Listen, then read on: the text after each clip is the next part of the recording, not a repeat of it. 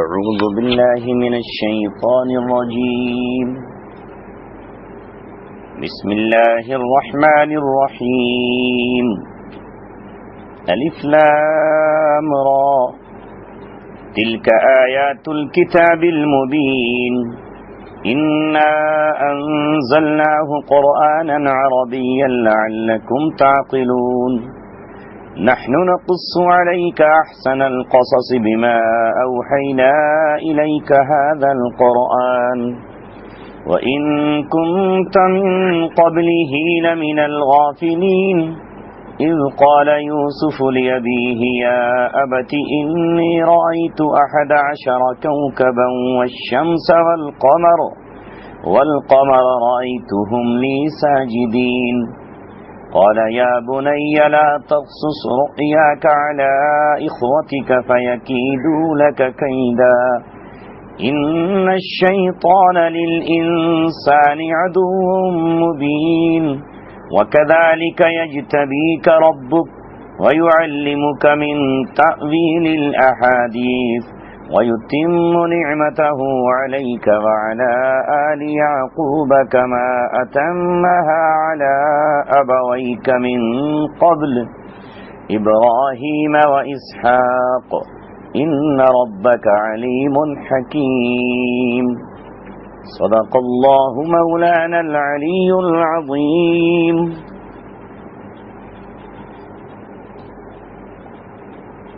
یہ سورت جو آج شروع ہوئی، اس سورت کا نام سورہ یوسف ہے.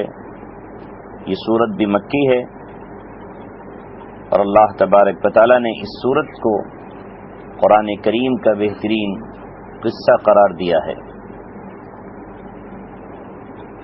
بنی اسرائیل جو اس زمانے کے اہل کتاب تھے اور ان کے پاس آسمانی صحیفے موجود تھے، ان کے پاس رسول اللہ صلی اللہ علیہ وسلم کی پیشین گوئیاں ان کتابوں میں لکھی ہوئی تھیں، لیکن وہ خواہشات نفس کے بندے بن گئے اور انہوں نے اللہ تبارک و تعالیٰ کے رسول کی نشانیوں کو چھپا لیا.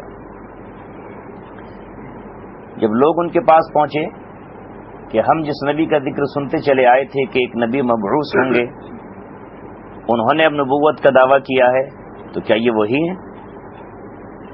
تو ان لوگوں نے کہا کہ نہیں، یہ وہ نہیں ہے. جانتے بوجھتے ہوئے کہا کہ وہ نہیں ہے، اس لیے کہ جب کوئی شخص آخرت کی زندگی پر دنیا کو ترجیح دے تو وہ ایسا ہی کیا کرتا ہے.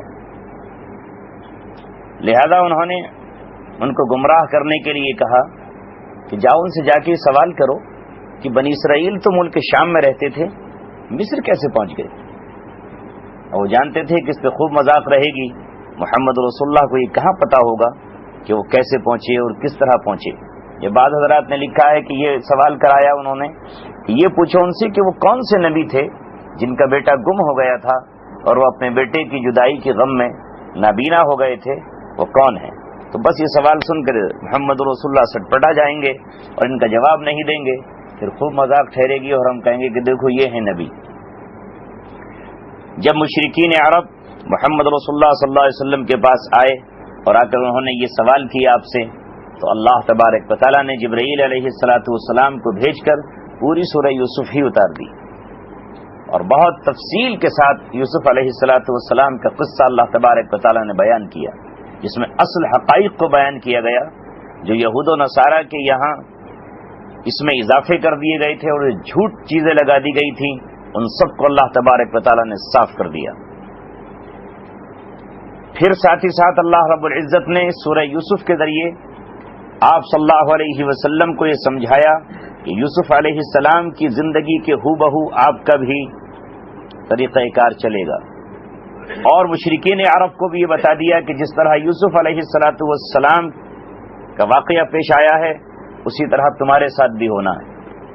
گویا کہ اس واقعے کو اور اس قصے کو آپ صلی اللہ علیہ وسلم کو سنا کر اس پر چشمہ کر کے اللہ رب العزت نے یہ بتا دیا کہ جیسے یوسف علیہ السلام کے بھائیوں نے اپنے ہی بھائی کو ستایا، انہیں قتل کرنا چاہا اور پھر انہیں ایک کنویں میں ڈال دیا اور وہ یہ سمجھ رہے تھے کہ ہماری راہ کا کانٹا نکل گیا اور اب ہم چین سے جی سکیں گے، وہی اللہ تبارک و تعالیٰ نے یوسف علیہ السلام کو اس کنویں سے نکالا، مصر بھیجا، پھر وہ قید خانے میں رہے، اور اس کے بعد اللہ تبارک و تعالیٰ نے ان کو تخت شاہی پر جلوہ افروز فرمایا، یہاں تک کہ ایک دن وہ آیا کہ جب قحط آ پڑا، اور یہی بھائی جو اپنے بھائی کو قتل کر کے خوش ہو رہے تھے، اپنے خیال میں سمجھ رہے تھے کہ ہم نے اپنا راستہ صاف کر لیا، وہ اپنے بھائی کے پاس بھیک کا کٹورا لیے ہوئے پہنچے اور کہہ رہے تھے تصدق علینا، ہمیں کچھ صدقہ ہی دے دیجیے۔ تو اسی طرح اللہ تبارک و تعالیٰ نے یہ کہا کہ محمد رسول اللہ صلی اللہ علیہ وسلم کے ساتھ بھی وہی کچھ ہو رہا ہے، اور عین قرین قیاس یہ بات ہے کہ یہ صورت اس وقت اتری ہے جب آپ صلی اللہ علیہ وسلم کی دعوت کو پھیلتا دیکھ کر اور آپ کے دین اسلام کو قبول کرتا ہوا دیکھ کر مشرکین سٹپٹا اٹھے، اور بائیکاٹ کے بعد بھی آپ صلی اللہ علیہ وسلم کا جب لوگوں نے ساتھ نہیں چھوڑا تو بالآخر انہوں نے ایک دن اپنی پارلیمنٹ میں بیٹھ کر یہ مشورہ ہی کر ڈالا کہ یا تو آپ کو قتل کر دیا جائے یا آپ کو گرفتار کر لیا جائے یا کم سے کم اس سرزمین سے آپ کو نکال باہر کیا جائے، جس کو اللہ نے بیان کیا ہے وَإِذْ يَمْكُرُ بِكَ الَّذِينَ كَفَرُوا، وقت یاد کرنے کے قابل ہے جب آپ کے خلاف مشورہ ہو رہا تھا لِيُخْرِجُوكَ، آپ کو نکال دیا جائے، او يَقْتُلُوكَ، یا آپ کو قتل کر دیا جاؤ، او يُثْبِتُوكَ، یا آپ کو گرفتار کر لیا جائے اور قید خانے میں ڈال دیا جائے۔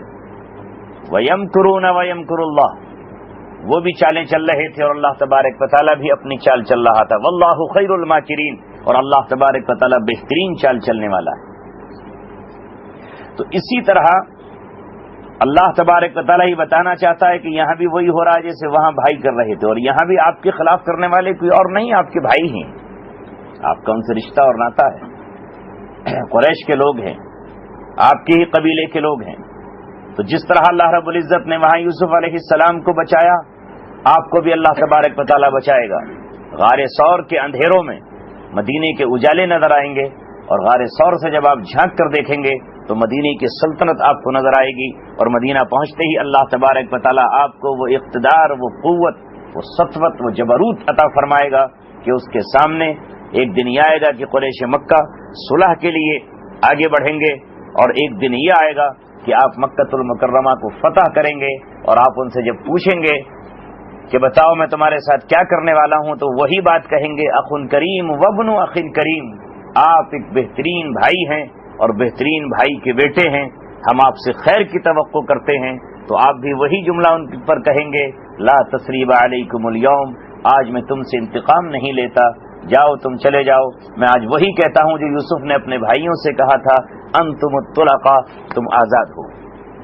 اور دیکھیے ہو بہو اسی طرح کہانی دہرائی گئی۔ تو یہ رسول اللہ صلی اللہ علیہ وسلم کو اس واقعے کو سنا کر تسلی دینا ہے، اور اصحاب رسول کو بتانا ہے کہ راہ حق میں آزمائشیں آیا ہی کرتی ہیں، پہلے یوسف علیہ السلام پر گزری ہیں، اور کبھی کبھی حق کے مقابلے پر جب کوئی اترتا ہے اور وہ یہ سمجھتا ہے کہ میرا تیر نشانے پر لگا ہے، مگر اس کا تیر نشانے پر نہیں، اللہ تبارک و تعالیٰ ہی کی یہ مصلحت ہوتی ہے کہ اللہ رب العزت اس کی چالوں کے ذریعے اپنے منصوبے کو پورا کرتا ہے۔ تو پوری صورت میں بہت ساری نشانیاں ہیں، بہت ساری علامات ہیں اہل حق کے لیے۔ شروعات اس کی بھی حروف متقطعات سے ہے، جن کے معنی سوائے اللہ تبارک و تعالیٰ کے کوئی نہیں جانتا۔ الف لام را، الف لام را، اللہ اعلم بمرادہ، اس کی مراد اللہ ہی جانتا ہے، کچھ پتہ نہیں کہ الف سے کیا مراد ہے، لام سے کس طرف اشارہ ہے، اور را کے کیا معنی ہے۔ آیات تلک آیات الکتاب المبین، یہ ایک کھلی ہوئی کتاب کی نشانیاں ہیں۔ مبین بیان سے بنا ہے، کھول دینے والی، بیان کر دینے والی کتاب کی یہ نشانیاں ہیں، یعنی قرآن ہی وہ کتاب ہے جو حق اور باطل کو جدا کر دیتی ہے۔ بیان جدائی کو بھی کہتے ہیں، بین فرق کو بھی کہتے ہیں عربی میں، لہذا قرآن ہی وہ کتاب ہے جو حق اور باطل کو جدا کرتی ہے۔ تو یہ اس کتاب کی نشانیاں ہیں جو واضح ہے، روشن ہے، نہایت کھلی ہوئی ہے، اور ہر چیز کو کھول کھول کر بیان کر دینے والی کتاب کی نشانیاں ہیں، آیتیں ہیں یہ۔ انا انزلناہ قرآنا عربیا لعلکم تعقلون، بے شک ہم نے اس کو اتارا ہے قرآن بنا کر عربی زبان میں، عربی لغت میں، لعلکم تعقلون، تاکہ تم اچھی طرح سمجھ سکو۔ یہ اہل عرب پر خاص طور سے اس انعام کا ذکر کیا جا رہا ہے، کہ ہم نے قرآن کریم کو اتارا. قرآن قرأ یقرأ کا مصدر ہے جس کے معنی ہے پڑھنا. قرأ یقرأ قراءۃ و قرآنًا کے معنی پڑھنا. تو قرآن کریم نام ہی اس کتاب کا ہے جسے پڑھا جائے. پڑھنے والی کتاب کا نام ہی قرآن ہے. نام اس کے اور بھی ہیں لیکن خاص طور پر جو مشہور نام ہوا وہ قرآن ہوا. اللہ نے اس کا الگ سے نہ کتاب کہا، نہ اس کو صحیفہ کہا، نہ اس کو کوئی اور لفظ کہا، بلکہ قرآنً ہم نے ایک ایسی کتاب بنایا ہے جیسے ہم کسی شخص کی بہت زیادہ بہادری کو ذکر کریں تو ہم اسے کہہ دیں کہ گویا یہ تو شیر ہے. تو اسی طرح اللہ تبارک و تعالیٰ نے یہاں کہا کہ یہ کتاب تو ہے ہی لکھی ہوئی، مگر یہ کتاب کون سی کتاب ہے؟ بعض کتابیں ایسی ہیں جو لکھی ہوئی رکھی ہیں بس، لیکن یہ وہ کتاب ہے جو قرآنً جس کو اللہ نے پڑھنے والی کتاب بنایا ہے، جسے پڑھا جائے، جو پڑھی جاتی ہے اور پڑھنے کے قابل ہے. عربیًا عربی زبان میں ہے، لعلکم تعقلون، تاکہ اے اہل عرب تم یہ نہ کہہ سکو کہ یہ تو ایرانی زبان میں ہے یا یہ سریانی زبان میں ہے یا یہ یونانی زبان میں ہے، بلکہ تمہاری اپنی زبان میں ہے جسے تم پڑھتے ہی سمجھ لو، فوراً تم سمجھ جاؤ. لعلکم تعقلون، تاکہ تم سمجھ جاؤ، کیونکہ کوئی آدمی اگر کسی کی زبان نہ سمجھتا ہو تو کیا پتہ چل رہا ہے کہ وہ کیا ہے، اسے سیکھنے کے لیے محنت اور مشکل کرنا پڑے گی. لیکن یہ تو تمہاری اپنی زبان میں ہے، پیدائشی اور مادری زبان میں اللہ تبارک و تعالیٰ نے قرآن کو اتارا ہے. پھر آگے اللہ تعالیٰ نے فرمایا نحن نقص علیک احسن القصص. یہ آپ سے یوسف علیہ السلام کے بارے میں پوچھتے ہیں، ہم اب بیان کر رہے ہیں آپ سے بہترین قصوں میں سب سے حسین، سب سے خوبصورت، احسن القصص، بما اوحینا الیک ھذا القرآن، اس وحی کی بدولت جو ہم نے آپ کو اس قرآن کی شکل میں عطا کی ہے. ہم اس قرآن کے ذریعے سے بیان کر رہے ہیں. اب آپ کو صحیح معنی پتہ چل جائیں گے اور صحیح طریقے سے قصے کی حقیقت کا علم ہو جائے گا کہ یوسف علیہ السلام کی داستان کیا تھی اور وہ قصہ کیا تھا. وَإِن كُنتَ مِن قَبْلِهِ لَمِنَ الْغَافِلِينَ، حالانکہ اس سے پہلے آپ اس سے بالکل شناسا نہیں تھے اور واقف نہیں تھے، کیونکہ آپ صلی اللہ علیہ وسلم نے نہ تو پڑھا، نہ تاریخ آپ نے سیکھی، نہ اس طرح آپ نے علم حاصل کیا. تو اب ظاہر ہے کہ قصہ مصر کا ہے اور آج کی طرح کا زمانہ بھی نہیں ہے.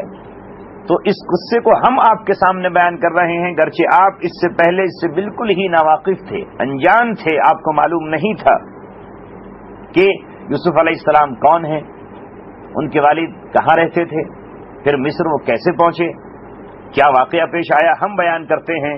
تو اللہ تبارک و تعالیٰ نے یوسف علیہ السلام کے قصے کو ان کے بچپن کے اس واقعے سے ذکر کیا جہاں انہوں نے ایک خواب دیکھا اور اس خواب کو اپنے ابا محترم سے ذکر کیا. خواب سے ذکر اس لیے کیا جا رہا ہے کہ نبوت کی شروعات سچے خوابوں ہی سے ہوتی ہے.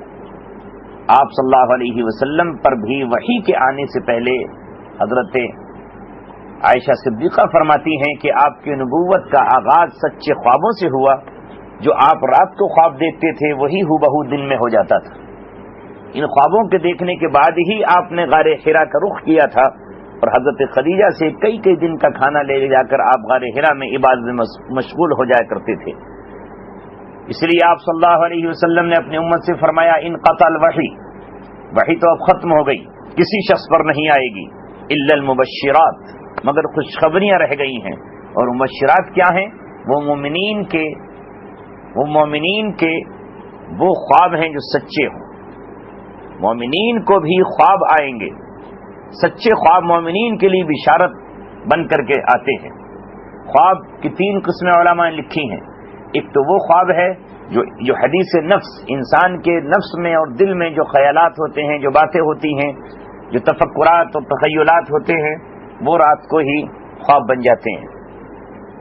ایک خواب القاء شیطانی سے ہوتا ہے کہ شیطان کچھ ایسے پریشان خواب لے کر کے آتا ہے جس میں آدمی کو برے، ڈراونے، گندے خیالات آتے ہیں، وہ شیطان کے اثرات سے ہوتا ہے.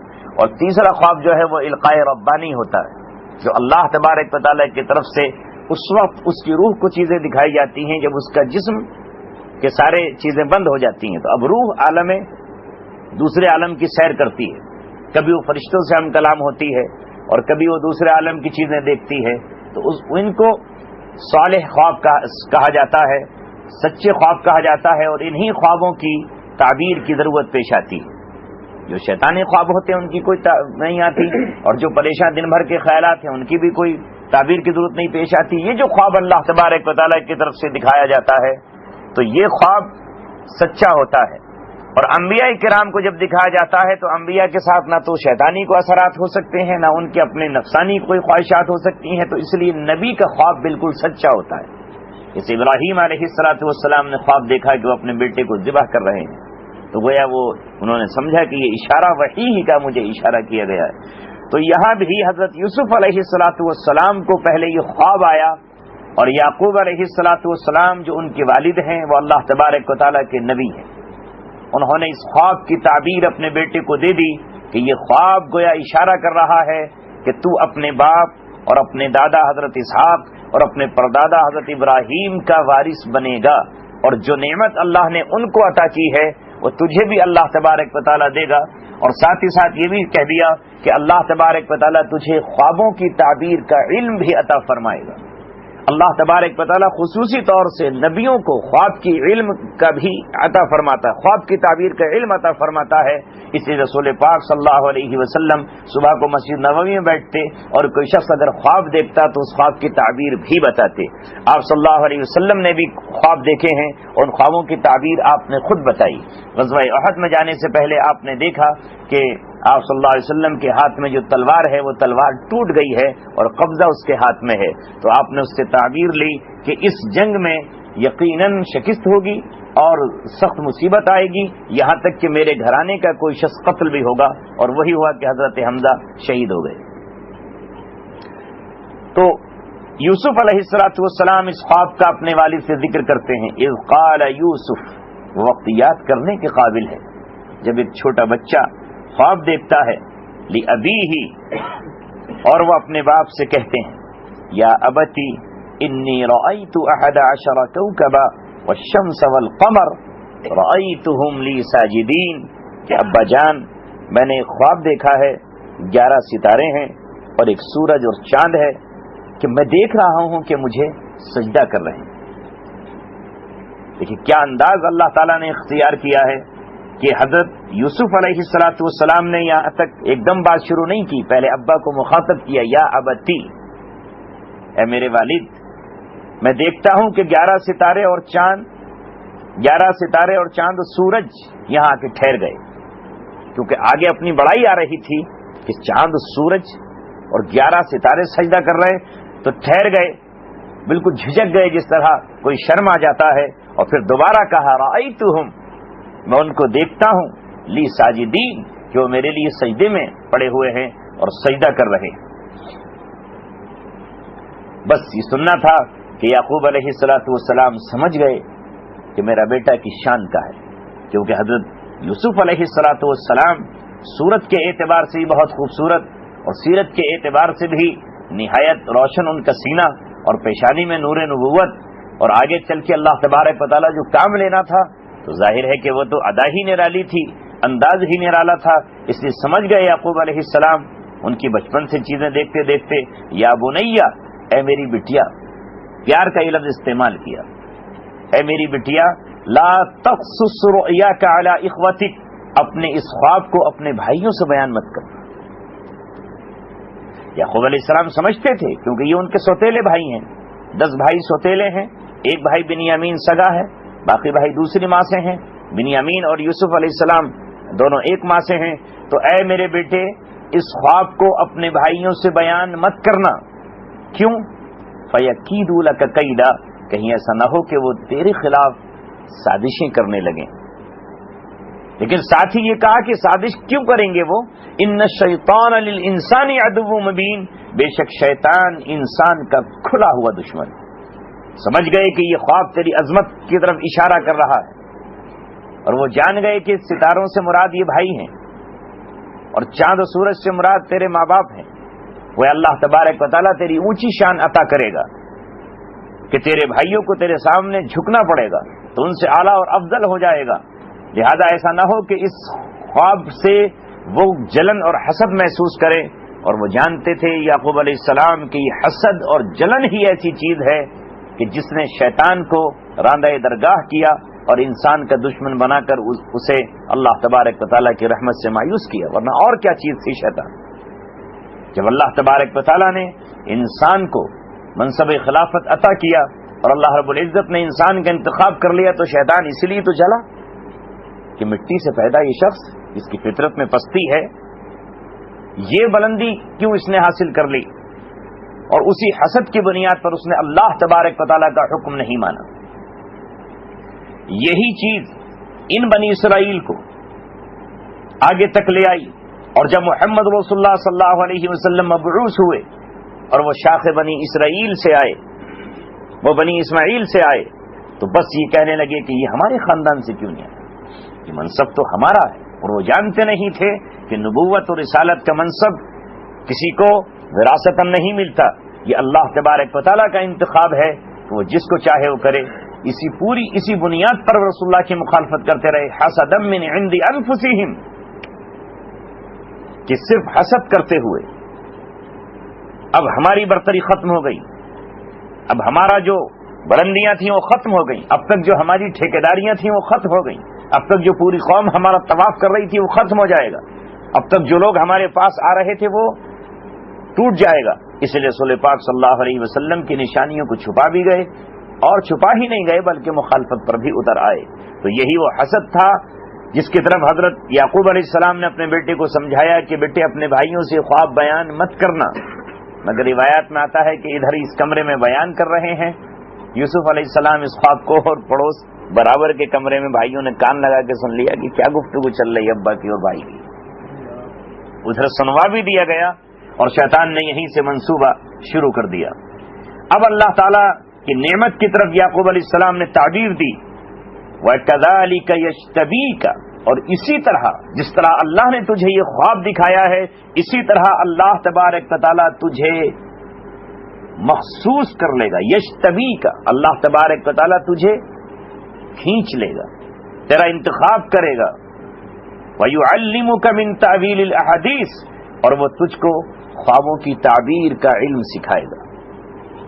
بعض حضرات نے کہا ہے احادیث کے معنی گفتگو، باتوں کی حقیقت تک پہنچنے والا علم اللہ تعالیٰ تجھے عطا فرمائے گا، خوابوں کی تعبیر کا علم بھی، اور ساتھ میں معاملہ فہمی، کہ جب دو لوگ جھگڑ کر آئیں گے، ظاہر ہے کہ بادشاہ وہی شخص بن سکتا ہے جو لوگوں کے درمیان فیصلہ کر سکے، جس کے پاس اتنی عقل ہو، احمق و بیوقوف تھوڑی بن جائے گا۔ تو اللہ تبارک و تعالیٰ تجھے گفتگو کی تہ تک پہنچنے کا علم عطا فرمائے گا۔ وَيُتِمُّ نِعْمَتَهُ عَلَيْكَ، اور تجھ پر اللہ تبارک و تعالیٰ ایسے ہی اپنی نعمت کو مکمل کرے گا اور آل یعقوب پر مکمل کرے گا، جیسا کہ اللہ نے اپنی نعمتوں کو تیرے دو باپ من قبل، اس سے پہلے دو باپوں پر، باپ اور دادا مراد ابراہیم اور اسحاق ہیں، دادا اور پردادا پر اللہ نے نعمت کو مکمل کیا ہے، اسی طرح اللہ اپنی نعمت کو تجھ پر مکمل کرے گا۔ اور یہاں نعمت سے اشارہ ہے نبوت کی طرف، دنیاوی نعمت کی طرف نہیں ہے، کیونکہ کہہ دیا کہ ایسے ہی جیسے ابراہیم، تو ابراہیم علیہ السلام نبی، اسحاق نبی، وَإِنَّ رَبَّكَ عَلِيمٌ حَكِيمٌ، بے شک تیرا رب سب سے زیادہ علم رکھنے والا ہے اور سب سے زیادہ حکمتوں کا مالک وہی ہے، حکیم، اس سے بڑا کوئی حکیم نہیں ہے۔ تو اللہ رب العزت نے جو خواب دکھایا ہے، اس خواب کے ذریعے اشارہ اس بات کی طرف ہے کہ اللہ تبارک و تعالیٰ تیری ایک نرالی شان پیدا فرمائے گا، اور ساتھ ہی تجھے اللہ تبارک و تعالیٰ اپنے پیغام سنانے کے لیے منتخب کرے گا اور انتخاب ہوگا۔ بہرحال وقت گزرتا چلا گیا، اور ادھر بھائیوں نے اسی دن سے شیطان نے ان کے دل میں کچوکے لگائے اور حسد کی آگ بھر دی، اور انہوں نے بھی خواب کو سمجھ لیا۔ اور پھر یہاں تو اور زیادہ وہ تل ملا اٹھے کہ باپ نے یہ کہا کہ اس خواب کو بھائیوں سے بیان مت کرنا، اچھا ہم سے چھپایا جا رہا ہے۔ اور اب یہاں والد صاحب نے جب یہ دیکھا کہ میرا بیٹا اس شان کا ہے، خواب بھی یہ دکھ گیا، تو ظاہر ہے کہ اب محبت میں اور اضافہ ہو گیا۔ لائق اور مطیع و فرما بردار فرزند کی طرف ظاہر ہے کہ جھکاؤ ہو ہی جائے گا، جس طرح باپ کا جھکاؤ ہوتا ہے اسی طرح آپ دیکھتے ہیں کہ معلم اور پڑھانے والے استاد بھی اسی طالب علم کی طرف مائل ہوتے ہیں جو شریف بھی ہو، مزاج اس کا صحیح ہو، اخلاق و عادات اس کی صحیح ہو، پڑھنے میں ذہین ہو، استاد کا حکم فرما بردار ہو، تو اچانک استاد کی توجہ ادھر ہو جاتی ہے اور کلاس کے باقی پھر بچے اس سے حسد اور جلن شروع کر دیتے کہ اسی کو کیوں پکارا جاتا ہے۔ اسی کو کیوں آواز دی جاتی ہے؟ اسی کو غیبوت میں مانیٹر کیوں بنایا جاتا ہے؟ بہرحال یہ انسانی فطرت ہے۔ اب بھائیوں نے سازشیں شروع کی۔ اللہ تعالیٰ فرماتا ہے اگلی آیت میں لَقَدْ كَانَ فِي يُوسُفَ وَإِخْوَتِهِ آيَاتٌ لِلسَّائِلِينَ کہ یقیناً یوسف علیہ السلام اور ان کے بھائیوں کے قصے میں سوال کرنے والوں کے لیے نشانیاں ہیں۔ ایک نشانی نہیں، بہت ساری نشانیاں ہیں۔ ایک تو یہاں یہ غور کرنے کی بات ہے کہ کس طرح ابلیس در اندازی کرتا ہے اور نقب زنی کرتا ہے۔ ہماری اور آپ کی حیثیت کیا ہے؟ جب وہ نبی کے گھر کے اندر داخل ہو گیا اور نبی کی اولاد ہی کو اس نے اس شخص کے خلاف کھڑا کر دیا جو ان کا بھائی ہے، اور اس درجے کھڑا کر دیا کہ اس کا قتل کر دیا۔ انہوں نے اپنی دانش میں تو وہ سب کچھ کیا۔ یہ میں پہلے بھی عرض کر چکا ہوں کہ ابلیس کے منصوبوں میں یہ منصوبہ شامل ہے کہ زمین پر رہنمائی کرنے والے ہادی اور حق کی طرف بلانے والے شخص کو وہ زمین پر جب وہ آ جائے تو زندہ نہ چھوڑے اور اسے قتل کرنے کے لیے ایڑی چوٹی کا زور لگا دے، چاہے وہ نبی ہوں، رسول ہوں، یا نبی اور رسول کے نقش قدم پر چلنے والی جماعت اور گروہ ہو۔ وہ یہ کوشش کرتا ہے کہ کسی بھی صورت سے انہیں قتل کر دیا جائے۔ رسولوں کے تحفظ کا اللہ نے وعدہ کیا ہے، لَأَغْلِبَنَّ أَنَا وَرُسُلِي کہ میرے رسول اور میں غالب ہو کر رہوں گا۔ تو رسولوں تک وہ پہنچنے کی کوشش کرتا ہے، مگر کسی رسول کو قتل کرنے پر وہ قادر نہیں ہوا۔ اس کے بعد نبیوں کو چاہتا ہے کہ انہیں قتل کر دیا جائے۔ جب قتل کر دیا جائے گا تو پھر کون ہے جو اللہ تبارک و تعالیٰ کی بات کہے گا؟ اس لیے پچھلے انبیاء کرام میں سے کتنوں کو قتل کیا گیا۔ اگر وہ قتل پہ بھی قادر نہ ہو تو پھر اگلا منصوبہ اس کا یہ ہوتا ہے کہ نبی کو کسی طرح سے متہم کر دے، یعنی تہمت لگا دے، اور نبی کے کردار کو داغدار کر دے، اس کی کردار کشی کرے تاکہ لوگ اس کی طرف نہ آئیں، اسے ایسا بدنام کیا جائے۔ اس کی کوشش یہ ہوتی ہے جو آپ نے دیکھا کہ موسیٰ علیہ السلام کے خلاف قارون اپنے خزانے کی بنیاد پر جو اسے اللہ کی طرف سے دی ہوئی تھی کیا منصوبہ بنا کر لے کر آیا؟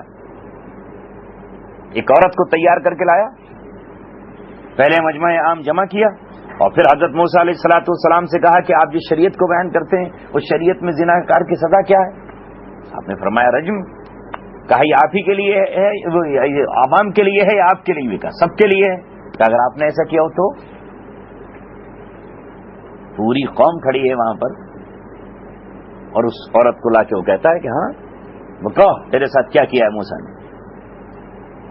پہلے مرحلے میں تو اس عورت نے کہہ ہی دیا، ایک طرف تو ڈر اور دوسری طرف لالچ اور تیسری طرف بظاہر حضرت موسیٰ علیہ السلام کو سمجھ کے آ رہی تھی کہ ان کا بھی یہ بھی مجھے کچھ کر سکتے ہیں۔ پہلے اقرار کر گئی کہ ہاں آپ نے میرے ساتھ بدکاری کی ہے کہ نہیں کی۔ جب موسیٰ علیہ السلام نے اس پر قاہرانہ نظریں ڈالی اور جب اپنی جلالی شان سے اس کو دیکھا تو کپ کپا اٹھی۔ ظاہر ہے کہ شان موسیٰ علیہ السلام کی کیا شان جلالی تھی، اللہ تعالیٰ نے ان کو عطا فرمائی تھی۔ بس پھر کپ کپا اٹھی، گھبرا گئی اور کہا نہیں آپ تو بے داغ ہیں اور آپ بری ہیں، یہ شخص مجھے فلاں فلاں اتنے پیسوں میں تیار کر کے لایا۔ یہی وہ وقت تھا کہ اللہ تبارک و تعالیٰ کا قہر اس پہ اترا فوراً، اور وہ زمین میں سب لوگوں کے سامنے دھسایا گیا، نظروں کے سامنے دھسایا گیا معجزاتی طور پر موسیٰ علیہ السلام کے۔ تو یہیں سے آپ یہ اندازہ لگا لیجئے کہ ابلیس یہ کوشش کرتا ہے کہ اگر وہ قتل پہ قادر نہ ہو تو اس شخصیت کو جو نبوت کے اعلیٰ مقام پر ہے، جس کے بارے میں یہ ایمان اور اعتقاد ہے کہ وہ بالکل گناہوں سے پاک، نبوت سے پہلے بھی نبوت کے بعد بھی، ان پہ الزام لگائے، تو ذرا آپ سوچئے کہ روئے زمین پر باطل طاقتیں کسی اعلیٰ شخصیت کو بخشیں گی؟ کیسے بخشیں؟ فآذوا موسیٰ، قرآن کریم کہہ رہا ہے کہ موسیٰ علیہ السلام کو اذیت دی، فبرأہ اللہ مما قالوا، تو اللہ تبارک و تعالیٰ نے ان کو بری کر دیا ان کی ان باتوں سے جو ان پر کی تھی۔ بری کر دیا کہ نہیں؟ تو کوئی ایسا الزام ہی تو لگایا ہوگا جس سے برات کرنے کی اللہ کو ضرورت پیش آئی۔ اب اور آگے آ جائیے، محمد رسول اللہ صلی اللہ علیہ وسلم پر تو اتہام اور تہمت نہیں باندھ سکتے تھے، مگر آپ ذرا اندازہ لگائیے کہ نبی کے حرم پر تو ہاتھ ڈال دیا۔ نبی کی زوجہ محترمہ حضرت عائشہ صدیقہ رضی اللہ تعالی عنہا پر مدینہ منورہ میں کیا منافقین نے الزام نہیں باندھا، تہمت نہیں لگائی؟ اور اس وقت تک لوگ شکوک و شبہات میں پڑے رہے کہ کیا مسئلہ ہے، یہاں تک کہ اللہ تبارک و تعالیٰ نے 10 آیات حضرت عائشہ رضی اللہ تعالی عنہا کی برات میں نازل فرمائی، اور انہی آیات کو لے کر رسول اللہ صلی اللہ علیہ وسلم حضرت عائشہ کے گھر پہنچے، پھر خوشخبری سنائی۔ کیا حال ہوا حضرت عائشہ کا، ابوبکر صدیق کا اور حضرت ابوبکر صدیق کی اہلیہ کا؟ کیا گزر رہی تھی ابوبکر صدیق کے گھرانے پر کہ آپ صلی اللہ علیہ وسلم بھی خاموش ہیں اور منافقین نے طوفان مچا رکھا ہے سیدنا عائشہ کے خلاف؟ اور حیرت ہوگی آپ کو کہ آج تک رافضیوں کا پورا گروہ اس بات کو ماننے تیار نہیں ہے کہ حضرت عائشہ بری تھی۔ آج تک وہ یہی کہہ رہے ہیں کہ حضرت عائشہ جو ہے متہم ہے نعوذ باللہ، اور وہ اس الزام سے ان کو بری قرار نہیں دیتے، لکھ رہے ہیں، کہہ رہے ہیں، پڑھ رہے ہیں، سنا رہے ہیں۔ تو داغدار کر دیا۔ ابلیس کی کوشش ہے کہ وہ ہادی کو اور اللہ تبارک و تعالیٰ کی طرف بلانے والے کو کسی طرح سے داغدار کرنے کی کوشش کرے۔ ہاں، چونکہ نبوت کی عصمت اور حفاظت کا اللہ نے وعدہ کیا ہے، اس لیے وہاں تو اس کو کامیابی نہیں ہوتی، باقی پھر کون ہے؟ تو وہ دوسرا کوشش یہ کرتا ہے کہ کسی بھی صورت سے اس ہادی کے دامن کو داغدار کرے تاکہ لوگ اس سے گھن کریں، اچھا یہ کیا بات ہے، یہ تو یوں ہے، اس طرح ہے، اس طرح یہ ہے۔ آج لوگوں کی سمجھ میں نہیں آتا اس کمپیوٹر کے دور میں کیا نہیں ہو سکتا کہ صاحب ہم نے تو فلاں وہ کمپیوٹر پہ یوں دیکھا، ارے یہ تو کچھ بھی ہو سکتا ہے۔ جب اس دور میں ہو سکتا ہے تو یہ دور تو کمپیوٹرائز دور ہے۔ آپ نے نیٹ پہ تصویر دیکھ لی کہ فلاں بندہ ہے، فلاں ہے، اور کسی کے بارے میں یہ کہہ دیا وہ کہہ دیا۔ جب تک ثبوت اور تحقیق نہ ہو آپ اس کے عمل و کردار سے پہچانیں، پھر آپ کہیں بس ایسی خامخواہ کوئی کسی کے لیے افواہ بنائے کھڑا کر دے کہ فلاں تو اس طرح ہے، فلاں اس طرح ہے، نہیں۔ لہذا یہاں بھی حضرت یوسف علیہ السلام کے ساتھ بھی وہی کیا اس نے کہ وہاں عزیز مصر کے بیوی کے دل میں بیٹھ گیا اور چاہا، اس نے ہر ممکن چاہا اگر یوسف علیہ السلام کی جگہ وہاں کوئی اور ہوتا، نہ ولی کی گارنٹی ہے، نہ ولی سے اوپر کوئی عہدہ ہے اس کی گارنٹی ہے کہ وہ بچ جائے۔ کتنے ملوث ہوئے ہیں اور کتنوں کو شیطان نے برباد کیا ہے اور خراب کیا ہے، لیکن یہ نبوت تھی کہ اللہ تبارک و تعالی نے یوسف علیہ السلام کو معجزاتی طور پر اس کمرے میں بچایا، اور انہوں نے صاف کہہ دیا کہ زلیخا نبوت والا شخص یہ کام نہیں کر سکتا۔ اور جب انہوں نے دیکھا کہ اب میں گھر میں گھر گیا ہوں اور چاروں طرف سے فتنوں کا بازار گرم ہو گیا ہے، تو یوسف علیہ السلام نے اللہ سے دعا کی ہے، احب الیہ، اے اللہ میرے نزدیک اب جیل زیادہ پسندیدہ ہے، مما یدعوننی، جس برائی کی طرف یہ عورتیں مجھے دعوت دے رہی ہیں، اب میں اس سے بچنے کے لیے اللہ جیل ہی پسند کرتا ہوں، مجھے قید خانے میں ڈال دیجیے۔ یعنی ان کا حسن یہاں ابتلا اور آزمائش بن گیا۔ اور ایک کام ابلیس جب نبوت کے ساتھ نہیں کرتا تو پھر جو ہدایت نامہ ہوتا ہے اس میں اس نے کوشش کی کہ ہدایت نامے کے اندر فساد پیدا کرتے۔ پچھلی کتابوں کے ساتھ یہی کیا اس نے۔ تبھی اللہ تبارک و تعالی نے قرآن مقدس کی حفاظت کا وعدہ کیا کہ اس ہدایت نامے میں یہ فساد نہیں کر سکتا، باقی تو کسی بھی کتاب کو کچھ بھی کر سکتا ہے۔ یہی کتاب ہے صرف اللہ تبارک و تعالیٰ کی جس میں اللہ رب العزت نے فساد سے اسے روکا، کیونکہ قیامت تک دوسری کتاب آئے گی نہیں۔ پہلے اگر تورات بدلی گئی تو آگے دوسرے نبی آنے کا امکان، ان کی تعلیمات کو تبدیل کیا تو اور نبی آنے کا امکان، وہ حق بات کو بتائیں گے، ان پر اللہ دوسری وحی نازل کرے گا، ان پر اللہ تبارک و تعالیٰ جبریل کو نازل فرمائے گا۔ لیکن جب رسول پاک صلی اللہ علیہ وسلم تشریف لے آئے تو آپ کی زندگی اللہ کے یہاں 63 سالہ ہی زندگی تھی، اس کے بعد جو ہدایت آپ کے پاس آنی تھی اس کی حفاظت کا اللہ تبارک و تعالیٰ نے انتظام فرمایا۔ لہذا قرآن کریم آج بھی محفوظ ہے۔ اب قرآن پر رکھا جائے گا دیگر کتابوں کو، کسی کی بھی کتاب ہو وہ قرآن کے مطابق اگر ہوگی تو صحیح، اور اگر اس سے ہٹ کر ہے تو کچھ نہیں، ردی کی ٹوکری میں جائے گی، کوئی اس کی حیثیت نہیں۔ اللہ تبارک و تعالیٰ نے پھر واقعہ بیان کیا، اذ قالوا لیوسف اخوہ کیا بات کہہ رہے ہیں وہ بھائی؟ اذ قالوا لیوسف واخوہ احب الی ابینا منا ونحن عصبہ، کہ جب بھائیوں نے کہا کہ یوسف اور اس کا بھائی ہمارے والد کے نزدیک ہم سے زیادہ محبوب ہے، ونحن عصبہ، جبکہ ہم ایک طاقتور جماعت ہیں، ہم ایک جتھا ہیں، عصبہ ہم ایک جتھا ہیں۔ یعنی یہاں یہ بات ان کے دل میں ڈالی کہ دیکھو یہ دونوں بھائی چھوٹے ہیں، نہ کماتے ہیں، نہ کھیت پر جاتے ہیں، نہ اونٹ چراتے ہیں، نہ بکریاں چراتے ہیں، اور باپ ان دونوں سے محبت کر رہے ہیں۔ تو کماتے ہم ہیں، ہر موقع پر ہم کماتے ہیں، باپ بیمار ہوئے تو ہم لے کے جا رہے ہیں طبیب کے پاس، باپ کو ضرورت پیش آئی تو ہم جا رہے ہیں، اور پھر 10 کے 10 بھائی طاقتور ہیں۔ تو ظاہر ہے کہ قبائلی زندگی میں، دیہات کی زندگی میں، اور خصوصاً اس زمانے کی زندگی میں تو انسانوں کا وجود ہی اس پر تھا کہ جس کے زیادہ بیٹے ہیں وہی حکمراں ہیں، اس سے کون بولے گا؟ تو ظاہر ہے کہ لڑنے بھیڑنے کے کام میں ہم ہیں، مقابلے پر ہم ہیں، جو کچھ یہ سب کچھ ملا ہوا ہے وہ ہماری وجہ سے ہے، اور محبت ان دونوں سے زیادہ ہے، محبت اس سے زیادہ ہے۔ یہ بات کون ڈال رہا ہے؟ شیطان دل میں ڈال رہا ہے کہ صاحب بڑے تو ہم ہیں، کمانے کے لیے ہم، محنت کرنے کے لیے ہم، بکریاں ہم چرائیں، اونٹ ہم چرائیں، مشین ہم کھینچیں، یہ سارے کام ہم کریں، اور یہ محبت کے حقدار یہ ہیں۔ انا ابانا لفی ضلال مبین، بے شک ہمارے ابا اس مسئلے میں خطا پر ہیں، یعنی یہاں ہمارے والد غلطی پر ہیں، محبت ہم سے ہونی چاہیے، قربانی ہم دے رہے ہیں، محنت ہم کر رہے ہیں، اور نظریں اس کی طرف گڑی ہوئی ہیں۔ بس اسی حسد نے ان بھائیوں کو آمادہ کر دیا اور آپس میں کہنے لگے اقتلوا یوسف، یوسف کو قتل کر۔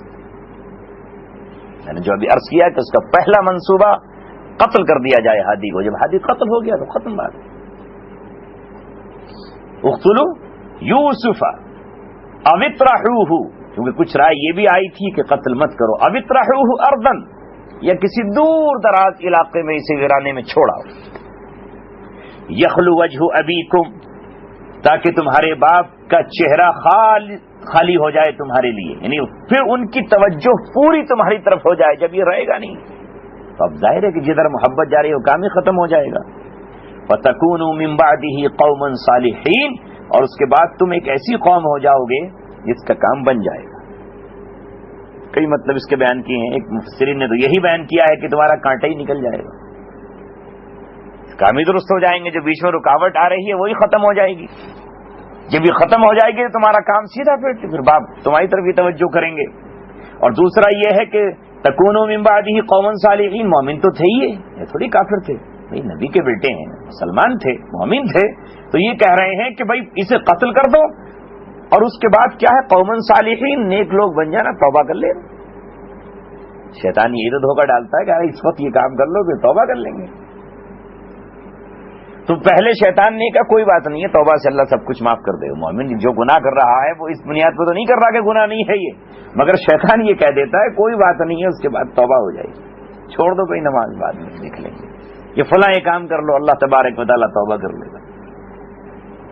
تو یہ شیطان نے بات ڈالی کہ پہلے نفس کے تقاضا پورا کر دو اور اس کے بعد توبہ کر لیں گے، لیکن ان میں سے اللہ کو جب بچانا ہوتا ہے تو وہیں سے اللہ تبارک و تعالیٰ راہ کھول دیتا ہے۔ قال قائل منہم، انہی میں سے ایک کہنے والے نے کہا، یہ ان کا بھائی یہودا تھا یا روبیل تھا، انہی میں سے ایک بھائی تھا، بعض نے یہودا کہا ہے، بعض نے روبیل کہا ہے، 10 میں سے ایک بھائی نے یہ بات کہی، لا تقتلوا یوسف، دیکھو یوسف کو قتل مت کرو، قتل مت کرو، وَأَلْقُوهُ فِي غَيَابَةِ الْجُبِّ، اور اسے کسی ایسے کنویں میں ڈال دو جہاں وہ چھپ جائے، ایسا کنواں جس میں پانی بھی بہت زیادہ نہ ہو، دور دراز جنگل میں جو کنویں ہوتے ہیں تھوڑا موڑا پانی ہے بس اس میں ڈال دو، یلتقطہ بعض السیارہ، کوئی مسافر قافلہ آئے گا اور وہ اس کو نکال لے گا، ان کنتم فاعلین، اگر تمہیں کرنا ہی ہے تو ایسا کرو، قتل مت کرو، اس کا کوئی قصور نہیں ہے۔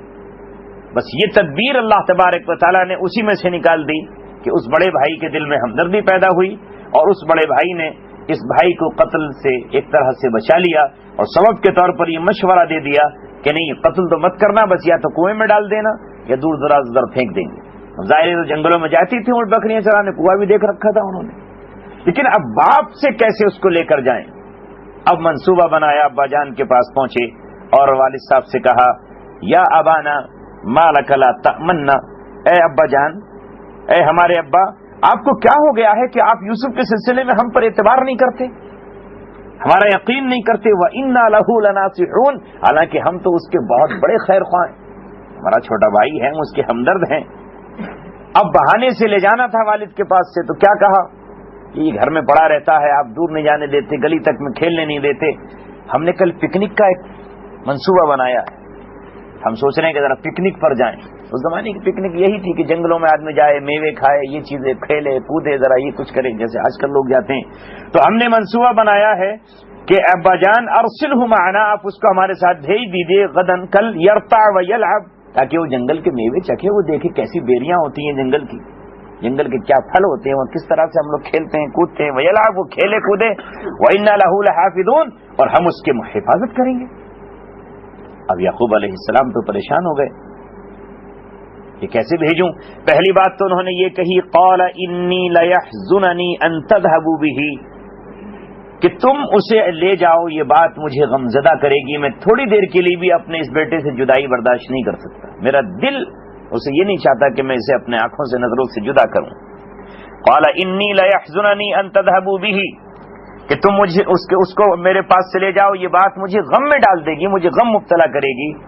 اور اب ظاہر ہے کہ اس کو تو وہی کہہ دیتے کہ تھوڑی دیر کا مسئلہ ہے ابا جان، مگر اگلی بات یعقوب علیہ السلام نے کہی، وَأَخَافُ أَن يَأْكُلَهُ الذِّئْبُ، اور مجھے ڈر لگتا ہے کہ اسے کوئی بھیڑیا کھا جائے، وَأَنتُمْ عَنْهُ غَافِلُونَ، اور تم اس سے غفلت برت رہے ہو، تم کھیل کود میں لگ جاؤ، بھاگ دوڑ میں لگ جاؤ، اور وہ اسے کوئی بھیڑیا نگل جائے۔ اس آبادی میں بھیڑیے بھی تھے، اور بعض روایت میں آتا ہے کہ یعقوب علیہ السلام نے بھی خواب دیکھا تھا کہ یوسف کو بھیڑیے نے کھا لیا۔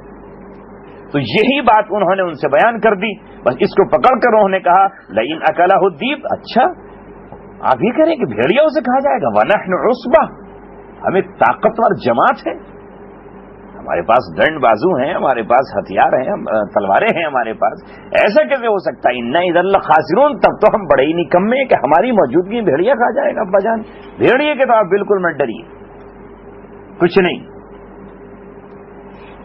بس ضد کر کے آخر یعقوب علیہ السلام سے ان کے بیٹے کو لے گئے۔ قرآن چونکہ زیادہ تفسیر افسانوں کی کتاب تو ہے نہیں، قرآن نے تو واقعے کو سمیٹ کر کہا فلما ذهبوا به، پھر جب وہ ان کو یوسف علیہ السلام کو لے گئے، واجمعوا ان يجعلوه في غيابة الجب، اور انہوں نے اس بات پر اجماع کر لیا، جمع ہو گئے وہ اس بات پر کہ ان کو ایک اندھے کنویں میں ڈال دیں۔ اللہ فرماتا ہے واوحینا الیہ، تو ہم نے یوسف علیہ السلام کی طرف وحی بھیجی، لتنبئنہم بامرہم ھذا، کہ تم ان کو ان کے اس فعل کی خبر دیتے رہو گے، وہم لا یشعرون، جبکہ انہیں شعور بھی نہیں ہوگا۔ یعنی اللہ تعالیٰ یہ فرما رہا ہے کہ جس وقت وہ کنویں میں ڈال رہے تھے تو ہم نے یوسف کے دل کو مضبوط کر دیا۔ وحی کی دو قسمیں ہیں، ایک وحی تو وہ ہے جو جبریل کے ذریعے آتی ہے، اور ایک وحی جو دل میں اللہ تعالیٰ کی طرف سے الہام آتا ہے، اس کو بھی وحی کہا جاتا ہے۔ دیکھیے یہاں مفسرین نے لکھا ہے کہ تلمود کا اور بائبل کا بیان بالکل اس کے خلاف ہے۔ وہاں وہ کہہ رہے ہیں کہ وہ یوسف علیہ السلام رونے لگے اور پچھاڑیں کھانے لگے اور بھائیوں کے سامنے ہاتھ جوڑنے لگے کہ مجھے مت پھینکو، مگر قرآن یہ کہتا ہے کہ نہیں، جس بچے کی یہ شان تھی اس نے واویلا نہیں مچائی، بلکہ ہم نے دل کے اندر ان کی یہ بات ڈال دی کہ ہم تمہیں وہ دن عطا کریں گے کہ جس دن ان ساری حرکتوں کو تم اپنے بھائیوں سے جتاؤ گے، اور جبکہ انہیں پتہ بھی نہیں ہوگا۔ مضبوط کر دیا اللہ تبارک و تعالی نے دل کو۔ وَجَاءُوا أَبَاهُمْ عِشَاءً يَبْكُونَ، اب قرآن بیان کرتا ہے ذرا دیکھیے انسان کیسا اپنے ہی بھائی کو کنویں میں ڈال کر اور والد کے پاس آ رہے ہیں، جو خطرہ اور خوف ان کو محسوس تھا وہی بات کہہ رہے ہیں۔ شام کے وقت آئے یبکون، روتے ہوئے، ماتھا پیٹتے ہوئے اور بال بکھیرے ہوئے، اور کیا کہہ رہے ہیں؟ یا ابانا، اے ابا جان، انا ذهبنا نستبق، ہم تو کھیلنے کودنے میں بھاگ دوڑ میں لگے ہوئے تھے، وترکنا یوسف عند متاعنا، اور یوسف کو ہم نے اپنے سامان کے پاس چھوڑ دیا تھا، فاکلہ الذئب، اور بھیڑیا ان کو کھا گیا۔ دیکھیے اس لفظ بھیڑیے سے ہی شیطان نے پوری کہانی گھڑ دی کہ وہی کرنا ہے آپ کو۔ وما انت بمؤمن لنا، اور آپ ہماری بات کا یقین نہیں کریں گے، ولو کننا صادقین، چاہے ہم سچے ہی کیوں نہ ہوں، اس لیے کہ آپ تو ہم پہ شکی کرتے رہتے ہیں۔ وجاءوا علی قمیصہ بدم کذب، اور اپنے باپ کے پاس وہ ان کی قمیص لے آئے جو جھوٹے خون میں ڈوبی ہوئی تھی. ایک بکری کاٹی, وہ بکری کاٹ کے اس کرتے پہ لگا دی, پورا خون اس میں نہلا دیا تاکہ ابا کو دکھا دیں گے کہ ابا جان ہم جھوٹ نہیں بول رہے ہیں, دیکھو یہ خون لگا ہوا ہے. یعقوب علیہ السلام نے جب قمیص کو دیکھا تو پہچان گئے اور کہا کہ بھیڑیا بڑا سمجھدار تھا کہ میرے یوسف کو تو کھا لیا اس نے اور قمیص کو کچھ بھی نہیں کیا, کیونکہ جھوٹ کے تو خود جو ہے پیر بتا دیتے ہیں. بھیڑیا اگر کھاتا تو دانت لگے ہوئے ہوتے, اس پر پھٹی ہوئی ہوتی کہیں نہ کہیں سے, قمیص صحیح سالم ہے. یعقوب علیہ السلام کو گویا اللہ تعالیٰ یہ بتا چکا تھا کہ آپ کو آزمایا جائے گا, آپ کو آپ کے بیٹے کے ذریعے آزمایا جائے گا. اس لیے یہاں انہوں نے سیدھے یہ بات کہی, بل سولت لکم انفسکم امرن, نہیں یہ بات نہیں ہے جو تم کہہ رہے ہو, تمہارے نفسوں نے تمہارے لیے ایک معاملہ گھڑ دیا ہے. میرا یعقوب زندہ ہے, بھیڑی نے نہیں کھایا ہے, مگر یہ تم معاملہ گھڑ کر لائے ہو. فصبر جمیل, تو صبر جمیل ہی میں کر سکتا ہوں, سب سے بہترین صبر کی راہ اختیار کروں گا. بہترین صبر یہ ہے کہ نہ کسی سے شکوہ اور شکایت, نہ آہو فغا, نہ سامنے والے سے انتقام. صبر جمیل واللہ المستعان علی ما تصفون, اور اللہ تبارک و تعالی ہی سے مدد مانگی جائے گی اس چیز پر جو تم بیان کر رہے ہو. یعنی یہ صبر کرنا کوئی آسان نہیں ہے. دیکھیے قرآن نے یہاں یوسف علیہ السلام کے والد محترم کا یہ واقعہ بیان کیا کہ انہوں نے کہا کہ یہ بات تو تمہارے دلوں نے گھڑ لی ہے, فصبر جمیل, مجھے صبر ہی کرنا ہے. اور تلمود اور بائبل میں کیا لکھتے ہیں کہ جب یعقوب نے دیکھا تو وہ اس نے اپنے کپڑے پھاڑ ڈالے اور ٹاٹ کا کپڑا پہن کر کے وہ بہت زمانے تک ماتم کرتا رہا. دوسری جگہ کہہ رہے ہیں کہ وہ زمین پہ گر گیا اور زمین پہ لیٹا رہا اور اس نے کہا قمیص تو میرے بچے کی ہے, اور اس نے جزا و فضا شروع کر دی. لیکن قرآن کہتا ہے نہیں, یعقوب اللہ تبارک و تعالیٰ کے نبی ہیں اور انہوں نے ایسا کچھ نہیں کیا جیسا کہ یہ نالائق اور کمبخت بیان کر رہے ہیں. یعقوب علیہ السلام پہ الگ الزام لگا رہے ہیں, یوسف علیہ السلام پہ الگ الزام لگا رہے ہیں. قرآن تو کہتا ہے کہ انہوں نے خواب دیکھا تھا, اور یہ یہودی کہہ رہے ہیں کہ یوسف چغلیاں کرتا تھا اپنے بڑے بھائیوں کی اور اپنے باپ سے جا جا کے شکایت کرتا تھا, اسی لیے بھائیوں کے دل میں کدورت پیدا ہوئی. یہ ہے وہ نالائق قوم جو اپنے انبیاء کرام پر الزامات لگا چکی ہے, تو آج بخشے گی رسول پاک صلی اللہ علیہ وسلم کو یا ان کے امتیوں کو یا ان کے صحیح لوگوں کو؟ وہ ان پہ الزام نہیں لگائے جو اپنے نبیوں پر لگا چکے ہیں کتابوں میں. اس لیے اللہ تبارک و تعالی نے صحیح بات یہ کہا کہ ہم بیان کریں گے آپ سے یوسف علیہ السلام کا قصہ, وہ اس میں آپ کو چیزیں ملیں گی. ادھر تو یہ معاملہ ہوا, والد کو جا کر انہوں نے یہ بتا دیا, ادھر اللہ تبارک و تعالی نے ان کی حفاظت کا انتظام اس طرح کیا. وجاءت سیارہ, اور ایک قافلہ آ گیا. فارسلوا واردہم, انہوں نے پانی نکالنے کے لیے اپنے میں سے ایک شخص کو بھیجا. فادلا دلوا, اس نے اپنا ڈول اس کے کنویں کے اندر ڈالا. ادھر اللہ تعالیٰ نے یوسف علیہ السلام سے کہا اس ڈول میں بیٹھ جائے, وہ ڈول کے اندر بیٹھ گئے. قال یا بشرا ھذا غلام, جب اس نے ڈول کھینچا اور جب دیکھا تو ایسا خوبصورت بچہ جس آج تک جس نے دیکھا نہ ہو. اللہ تبارک و تعالیٰ نے اتنا خوبصورت بچہ, یہ تو غلام, یہ تو بچہ ہے. فوراً قافلے والوں نے ان کو چھپا لیا. وَأَصَرُّوهُ بِضَاعَةً, اسے ایک سامان تجارت سمجھ کے اسے چھپا لیا, کیونکہ اس زمانے میں بچوں کو بھی تجارت ہوتی تھی, غلام بنا کے ان کو بیچ دیا جاتا. ان کو اس سے تو بہت قیمت ملے گی. یہ قافلہ مصر جا رہا تھا, لہذا وہ اس بچے کو چھپا کر مصر لے گئے. وَشَرَوْهُ بِثَمَنٍ بَخْسٍ دَرَاهِمَ مَعْدُودَةٍ, اور انہوں نے چند درہموں میں, بہت تھوڑی قیمت میں, گنے چنے چند درہموں میں ان کو بیچ دیا. وَكَانُوا فِيهِ مِنَ الزَّاهِدِينَ, اور وہ اس بچے سے زیادہ رغبت نہیں رکھتے تھے. اگر رغبت رکھتے تو بیچتے کیوں, پال لیتے. انہیں کیا پتا تھا یہ کون ہے. مگر اسی طرح اللہ تبارک و تعالیٰ کو حضرت یوسف علیہ السلام کو اس کنویں سے نکال کر اس قافلے کے ذریعے مصر میں بھیجنا تھا. اور مصر میں ظاہر ہے کہ جس شخص کے یہاں آپ گئے ہیں وہ مصر میں وزیر خزانہ ہے, جس کو عزیز مصر کہا گیا ہے. وزیر خزانہ کے یہاں آپ کی پرورش شروع ہوئی. باقی تفصیلات آگے صورت میں اللہ تعالیٰ نے بیان فرمائی. رمضان میں تو چھٹی رہے گی, میں وہاں جانے کا وہ مانے نہیں, وہ لوگ بنگلور جانا پڑے گا. رمضان کے بعد ہی ہو پائے گا, یا اگر آخری عشرے میں آ گیا تو ایک آدھ ہفتہ مل سکتا ہے. کوشش ہوگی کہ آخری عشرے میں آ جاؤں. اللهم صل على محمد وعلى آل محمد كما صليت على إبراهيم وعلى آل إبراهيم إنك حميد مجيد. يا رب صل وسلم دائما أبدا على حبيبك خير الخلق كلهم.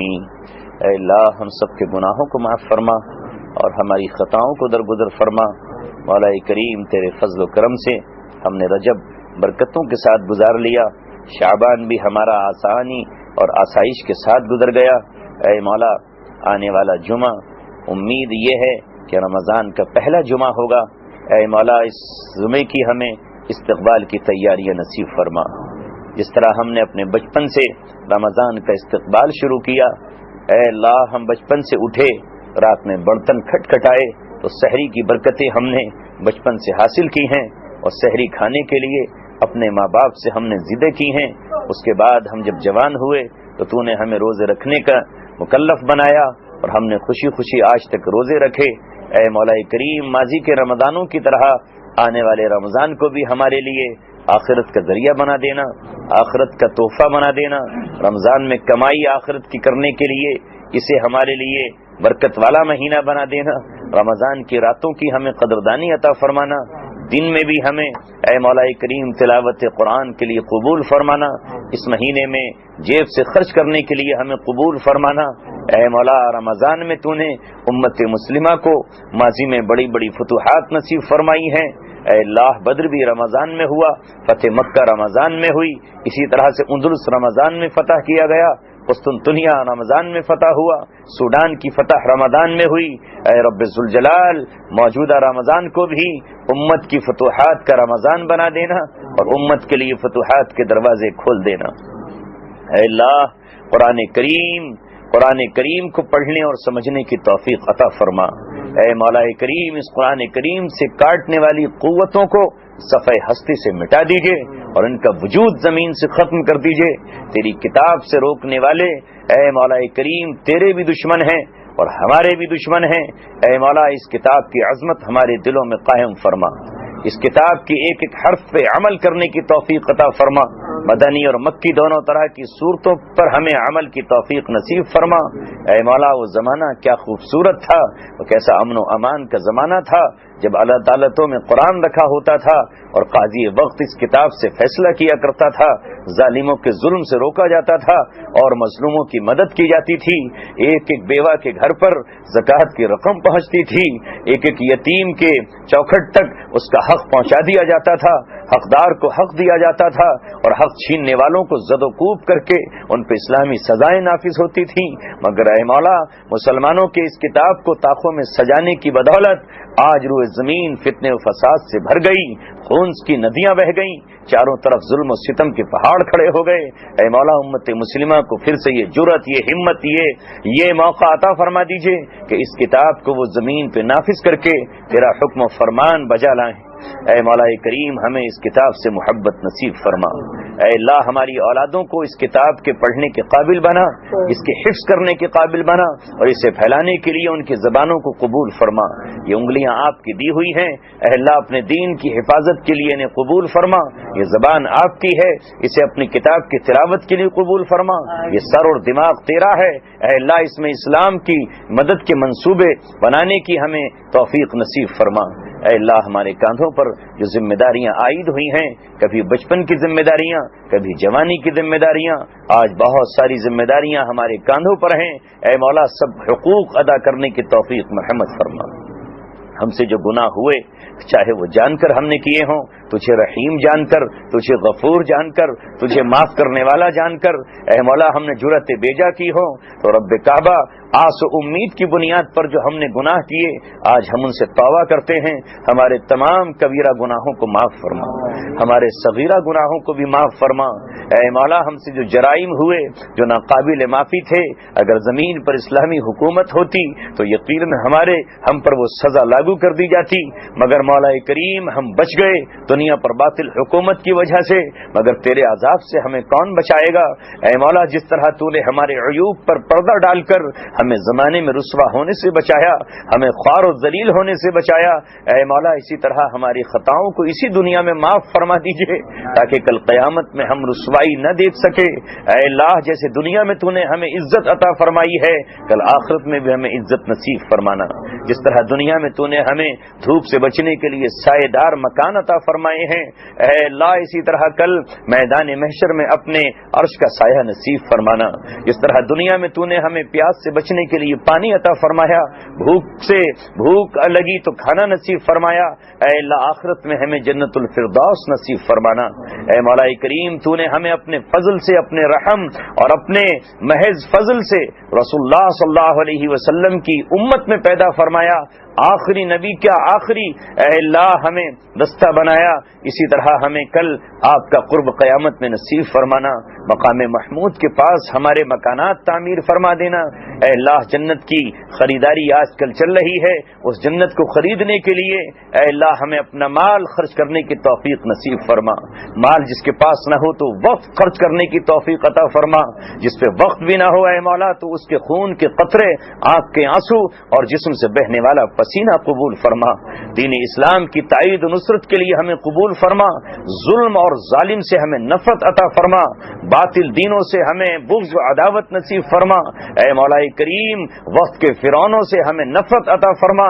اے مولا کریم حق پرست جماعت میں ہمیں شامل فرما، حق پسندوں کی تائید کے لیے ہمیں قبول فرما، حق کی حمایت کے لیے ہمارا رواں رواں، ہڈی ہڈی، گوشت کی بوٹی بوٹی اور خون کا ایک قطرہ ہمارا قبول فرما۔